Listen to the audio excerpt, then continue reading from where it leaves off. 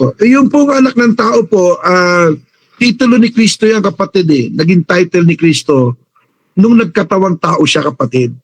Ngayon, ang tanong, yung anak ng tao na tinatawag, yun yung bro, yung Jesus na inilagay sa tiyan ni Maria. Yun ang tinatawag na katawang inihanda ng Diyos. Basahin natin sa Hebreo 10 at verse 10. Ito po nakasulat. Sa kaloobang yaon, tayo'y pinapaging banal sa pamamagitan ng pagkahandog ng katawan ni Kristo na minsan magpakailanman. So nagkaroon ng katawan si Kristo. Ngayon, yung katawan na yun, sino po naghanda? Basahin natin Hebreo 10:5. Basa po tayo.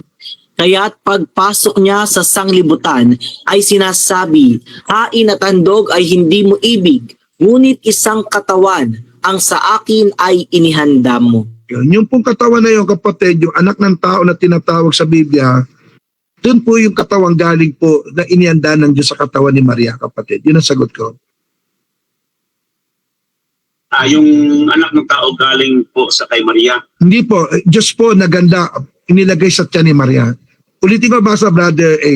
Hebreo 10:5. Kaya't pagpasok niya sa sanglibutan ay sinasabi, hain at handog ay hindi mo ibig, ngunit isang katawan ang sa akin ay inihanda mo. Hindi po galing kay Maria yun. Galing po yun sa Diyos. Ano po ko kasi narinig kanina na talata na binigkasi po ng anak ng tao ay naparito.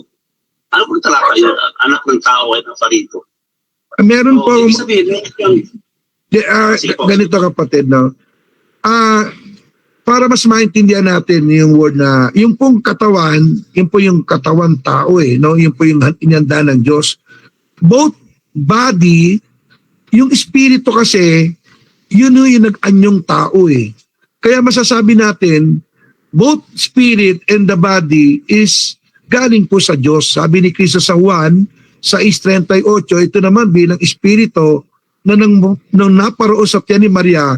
Yun po sagot namin kapatid, both spirit and body is prepared by the Lord. Galing po yun sa langit.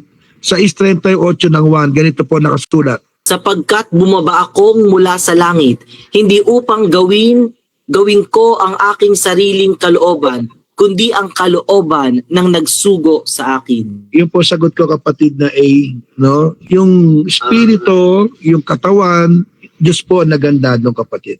Yun ang sagot ko kapatid na A. Yung Juan 6:38, John 6:38 ba yun? Yung basa na yun? Opo. Naparito.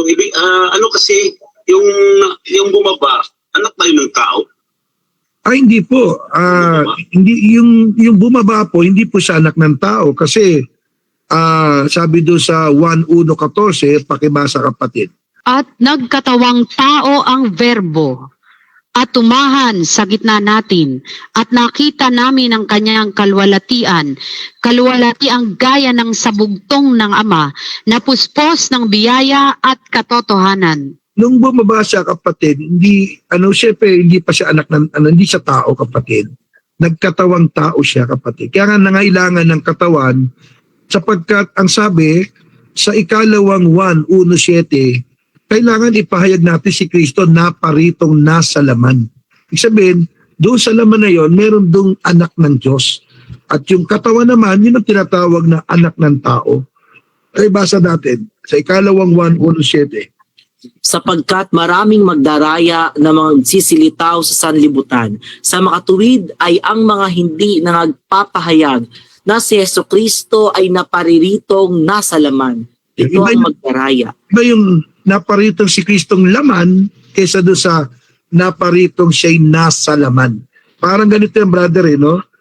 Yung mic, nasa kamay ko.